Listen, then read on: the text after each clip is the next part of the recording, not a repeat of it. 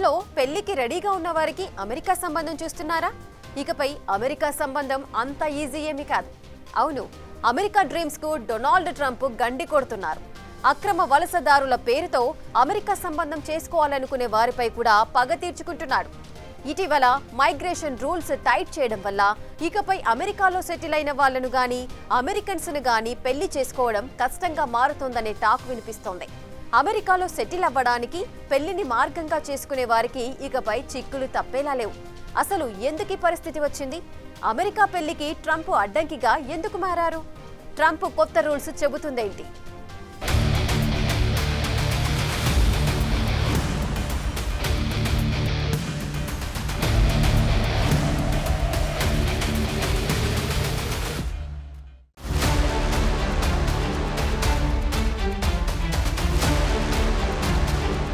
డాలర్లలో జీతం, సౌకర్యవంతమైన జీవితం. అమెరికా సంబంధం అంటే ఎగిరి గంతేసే ఆనందం. అంతెందుకు, అమెరికా సంబంధం వస్తే తప్ప పెళ్లి చేసుకోమని భీష్మించి కూర్చునేవారు ఈ కాలంలో బోల్డంత మందున్నారు. అమెరికా అంటే అంత ఆశమరి. డాలర్ డ్రీమ్ మాత్రమే కాదు, అక్కడ సంపాదనతో ఇక్కడ ఆస్తుల చిట్టా పెంచుకోవచ్చు కూడా.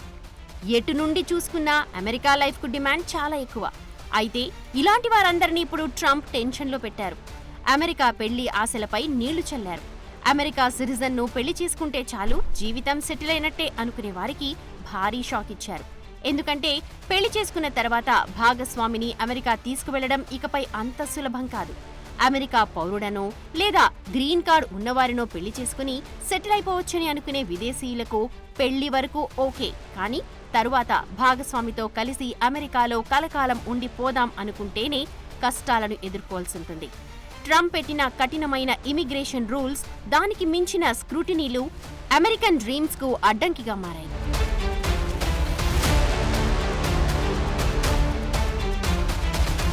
అమెరికా అధ్యక్షుడు డొనాల్డ్ ట్రంప్ తీసుకొచ్చిన కొత్త ఇమిగ్రేషన్ పాలసీ ప్రకారం అమెరికాకు అతుక్కుపోయిన వారిని పెళ్లి చేసుకున్న వాళ్లు వెంటనే ఆ దేశానికి వెళ్లి అక్కడ నివాసం ఉండటం మరింత కష్టంగా మారింది.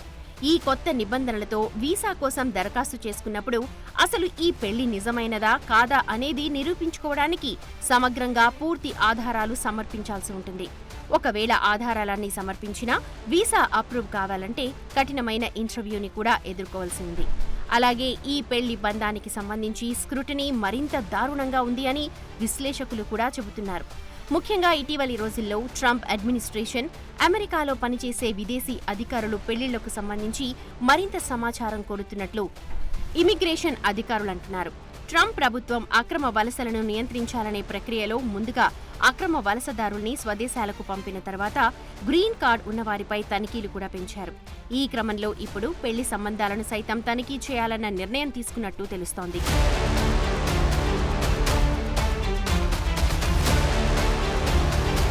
గతంలో అమెరికా పౌరుణ్ణి గాని గ్రీన్ కార్డు ఉన్న వ్యక్తిని పెళ్లి చేసుకుంటే ఆ దేశానికి వెళ్లి పౌరసత్వం పొందడం సులభంగా ఉండేది.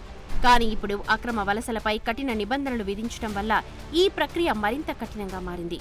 ఇది ఎంత కష్టమంటే ప్రస్తుత పరిస్థితుల్లో వీసాకు దరఖాస్తు చేసుకున్న తర్వాత తన భాగస్వామితో ఉండటానికి యుఎస్కి వెళ్లే ముందు డీప్ ఇంటర్వ్యూలను ఎదుర్కోవాల్సి ఉంది. ఇందులో పెళ్లి సంబంధం నిజమైనదని నిరూపించడానికి దరఖాస్తుదారులు చాలా పత్రాలను సమర్పించాల్సి ఉంటుంది. వీటిలో పెళ్లి ధృవీకరణ పత్రాలు, ఆర్థిక ఆధారాలతో పాటు విద్య, ఉద్యోగం వగైరా వగైరా పత్రాలు ఉన్నాయి. ఇవే కాకుండా భాగస్వామితో కలిసి ఉండటం కోసం గతంలో కంటే ఎక్కువ అనుమతులు పొందడానికి దరఖాస్తు చేయాలి. ఆ జంట యునైటెడ్ స్టేట్స్ సిటిజన్షిప్ అంటే ఇమిగ్రేషన్ సర్వీసెస్ USCISతో జరిగే వ్యక్తిగత ఇంటర్వ్యూకు హాజరు కావాలి. అయితే పెళ్లి నిజమైనదేనని నిర్ధారించడానికి ఇది ప్రక్రియలో ఒక ప్రామాణిక భాగం మాత్రమే. ఇక ఈ ఇంటర్వ్యూ చేసే అధికారికి ప్రామాణికతపై ఏవైనా సందేహాలు ఉంటే మళ్లీ ఈ జంట స్టోక్స్ ఇంటర్వ్యూ అని పిలుస్తున్న మరింత కఠినమైన ఇంటర్వ్యూకి కూడా హాజరు కావాలి.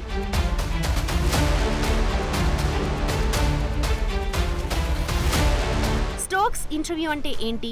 స్టోక్స్ ఇంటర్వ్యూ అనేది USCIS అధికారులు ఈ వివాహం మోసపూరితంగా ఉండవచ్చని అనుమానించినప్పుడు మరింత వివరణాత్మకంగా నిర్వహించే సెకండ్ రౌండ్ ఇంటర్వ్యూ. అయితే ఈ తరహా ఇంటర్వ్యూ వివాహంపై ఆధారపడి గ్రీన్ కార్డ్ పొందాలనుకుంటున్న అన్ని కేసుల్లోనూ ఉండకపోవచ్చు. ఈ ఇంటర్వ్యూ అనేది మొదటి ఇంటర్వ్యూలో ఏవైనా అనుమానం కలిగితే, ఏదైనా అభ్యంతరాలు వెలువడితే లేదా పెళ్లి నిజమైందని నిరూపించటంలో తగినంత ఆధారాలు లేనప్పుడు మాత్రమే జరుగుతుంది. ఈ ఇంటర్వ్యూ పేరును 1975లో సంచలనం అయిన Stokes versus INS court case నుండి స్వీకరించారు. ఈ కేసు ఇలాంటి ఇంటర్వ్యూల సమయంలో దరఖాస్తుదారులకు నిర్దిష్ట హక్కులను కూడా ఏర్పాటు చేసింది. ఇక ఇందులో ప్రశ్నలు ఎలా ఉంటాయంటే మరింత డీప్గా వ్యక్తిగత విషయాలను కూడా నిర్మోహమాటంగా అడుగుతారు. ఉదాహరణకు, మీ భాగస్వామితో కలిసి పడుకున్నప్పుడు మంచం మీద మీరు ఎటువైపు పడుకుంటారు, కుడివైపా లేదంటే ఎడమవైపు పడుకుంటారా? ఇలాంటి ఇబ్బంది కలిగించే ప్రశ్నలు చాలా ఉంటాయని అంటున్నారు.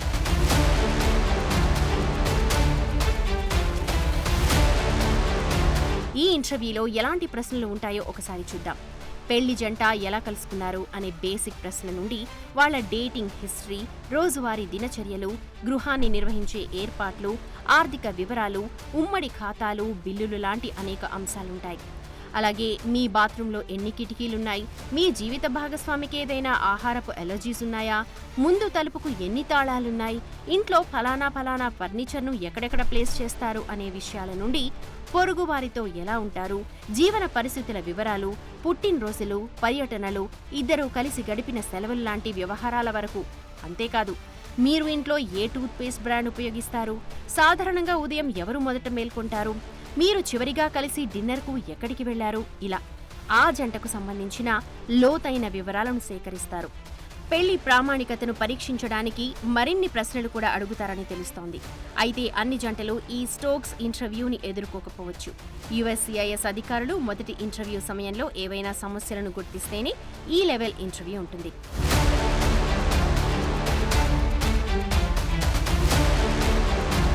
మొత్తంగా ఈ స్టోక్స్ ఇంటర్వ్యూ ఎలా ఉంటుందంటే అదేదో నిందితుల్ని ప్రశ్నించినట్లు భార్యాభర్తలిద్దరినీ విడివిడిగా ఇంటర్వ్యూ చేయడం, కలిపి ఇంటర్వ్యూ చేయడం, వారి ముఖ కవళికల్ని పరిశీలించడం, మైండ్ రీడింగ్ చేయడం, ఇలా చాలా క్రిటికల్గా ప్లాన్ చేస్తున్నట్లుగా సమాచారం. ఇందులో వ్యక్తిగత విషయాలను కూడా గుచ్చి అడిగి ఇబ్బంది పెట్టడం ముఖ్యమైన పార్ట్. ఇలాంటి చోట నిర్దిష్ట ప్రశ్నలకు వివరణాత్మక సమాధానం ఇవ్వాల్సి ఉంటుంది. ఇక మన కేసుని మనం సమర్థించడానికి సాధ్యమైనన్ని అదనపు డాక్యుమెంట్స్ సమర్పించాలి. అయితే ఇంతటితో ప్రక్రియ పూర్తి కాదు. ఈ విభిన్న ఇంటర్వ్యూల తర్వాత ఇంటర్వ్యూ బోర్డులోని సదరు అధికారులు అంతా కలిసి వారి అబ్జర్వేషన్స్ను, జంట ప్రతిస్పందనను పోల్చి చూస్తారు. ఇక సమాధానాల మధ్య ఏవైనా అనుమానాస్పద వ్యత్యాసాలు ఉంటే నిర్మోహమాటంగా గ్రీన్ కార్డ్ దరఖాస్తుని తిరస్కరిస్తారంట. లేదంటే మరోసారి దరఖాస్తు కోసం డేట్ ఇస్తారు. ఇక ఇప్పటికే విసిగిపోయిన దరఖాస్తుదారు దానికోసం నెలలు, ఒక్కోసారి సంవత్సరాలు వేచి చూడాల్సిన పరిస్థితి ఉంటుందని అంటున్నారు నిపుణులు.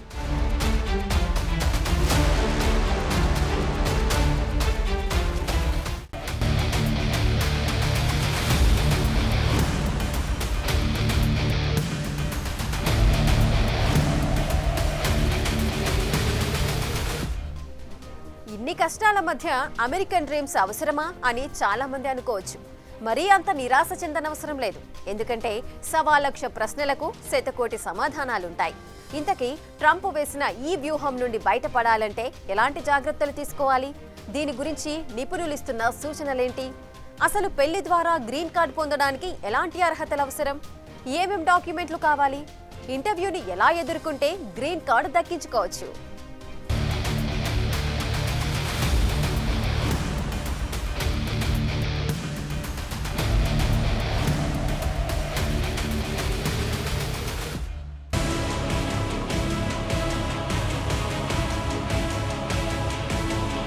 అమెరికా పౌరులను పెళ్లి చేసుకునేవారు ముందుగా స్థానిక కాన్సులేట్ ఆఫీసర్స్ ఇంటర్వ్యూస్ ని ఫేస్ చేయాలి.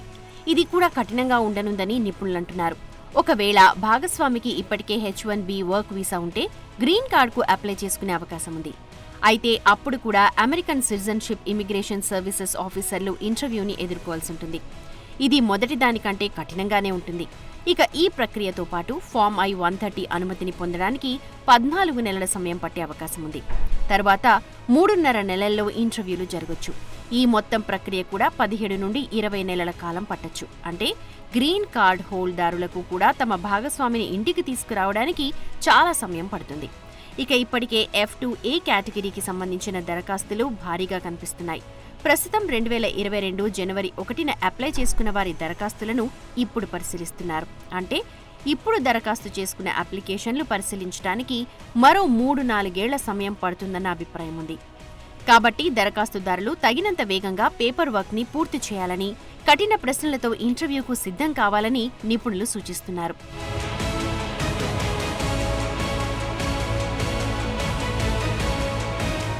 నిజానికి జంట ఇద్దరూ అమెరికా బయట ఉంటే K1 కాబోయే భర్త ఈ వీసా కోసం దరఖాస్తు చేసుకోవచ్చు. దీనివల్ల జీవిత భాగస్వామిని కూడా అమెరికాకు తెచ్చుకోవడానికి, పెళ్లి చేసుకోవడానికి, శాశ్వత నివాసిగా మారడానికి అనుమతి ఉంటుంది. ఇక్కడ టూరిస్టు వీసా వంటి తాత్కాలిక వీసాపై కూడా వివాహం చేసుకునే వెసులుబాటు ఉంది. అయితే ఇది ఆటోమేటిక్గా ఇమిగ్రేషన్ ప్రయోజనాలను ఇవ్వదు.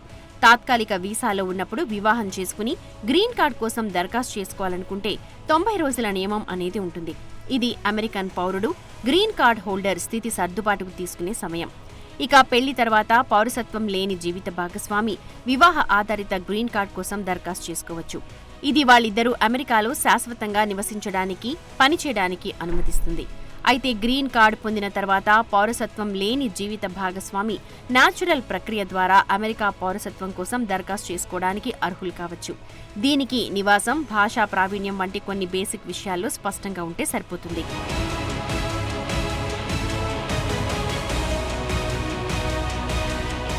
అయితే అమెరికాలో వివాహ చెల్లుబాటుకు సంబంధించి వివిధ రాష్ట్రాల్లో విభిన్న నిబంధనలు ఉన్నాయి. అమెరికా ఫెడరల్ చట్టాలు వలసలను నియంత్రిస్తుండగా ప్రతి రాష్ట్రానికి వివాహానికి సంబంధించి కనీస వయస్సు, అర్హతలకు సంబంధించి ఆయా రాష్ట్రాలకు సొంత చట్టాలున్నాయి.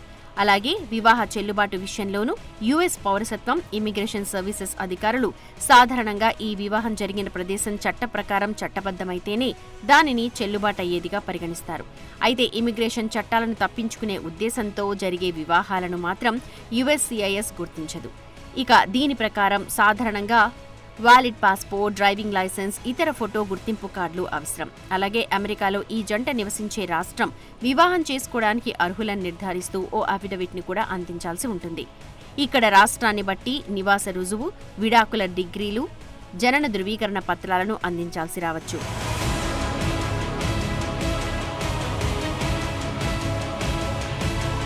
ఈ సందర్భంలో షరతులతో కూడిన గ్రీన్ కార్డు కూడా వచ్చే అవకాశం లేకపోలేదు. వివాహం జరిగి 2 సంవత్సరాల కంటే తక్కువైతే పౌరసత్వం లేకుండా జీవిత భాగస్వామికి షరతులతో కూడిన గ్రీన్ కార్డు వచ్చే ఛాన్స్ ఉంది.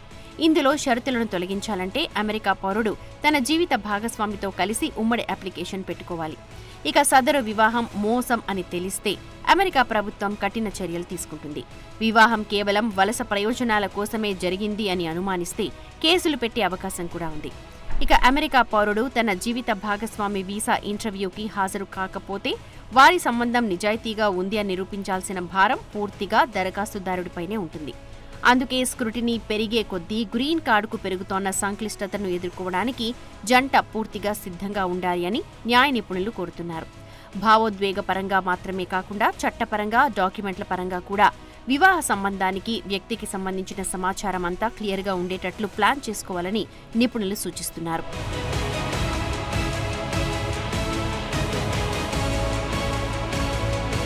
పెళ్లితో అమెరికాలో గ్రీన్ కార్డ్ పొందాలని అనుకుంటే కొన్ని ముఖ్యమైన జాగ్రత్తలు తీసుకోవాలి. ముఖ్యంగా వివాహం నిజమైందని నిరూపించాలి. ప్రేమ పెళ్లైనా, పెద్దలు నిర్ణయించిన పెళ్లైనా దానికి సంబంధించి స్పష్టమైన ఆధారాలు ఉండాలి. కేవలం గ్రీన్ కార్డ్ కోసం కాదనేది అమెరికన్ అధికారులు నమ్మాలి. ఎందుకంటే ఫ్రాడ్ మ్యారేజ్ గుర్తించడానికి చాలా లోతైన ఇంటర్వ్యూలుంటాయి.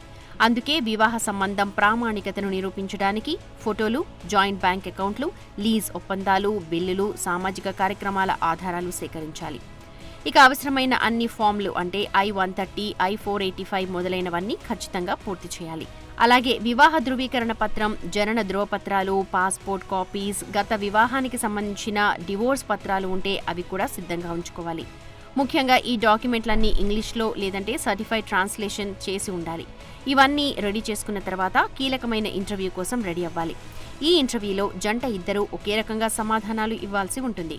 వివాహం నుండి ఎలా కలుసుకున్నారు, రోజువారీ జీవనం, ఆర్థిక ఏర్పాట్ల వంటి జీవన వివరాలపై సంతృప్తికరంగా సమాధానాలు చెప్పాలి.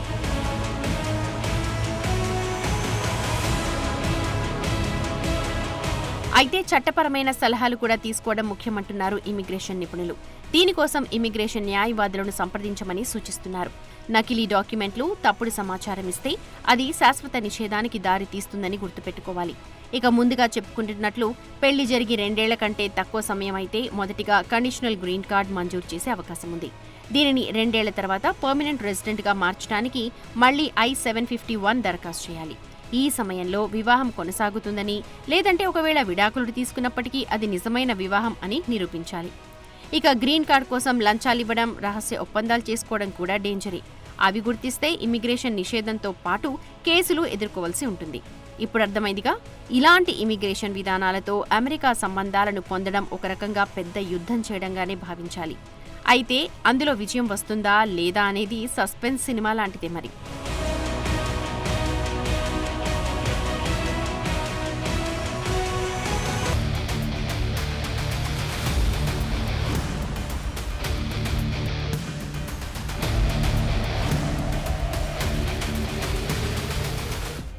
ప్రస్తుతం ట్రంప్ టారిఫ్లతోనే కాదు, వివాహాలతో కూడా ఫుట్బాల్ ఆడుతున్నారు. ఇప్పుడున్న పరిస్థితుల్లో గోల్ ఎవరు కొట్టాలి అనేది కూడా ప్రెసిడెంట్ ట్రంపే నిర్ణయించేటట్లున్నారు. అందుకే అమెరికన్లతో పాటు నాన్ అమెరికన్లు కూడా అలర్ట్ అవ్వాలి, అన్ని రకాలుగా రెడీగా ఉండాలి. For more videos like this, subscribe Big TV channel.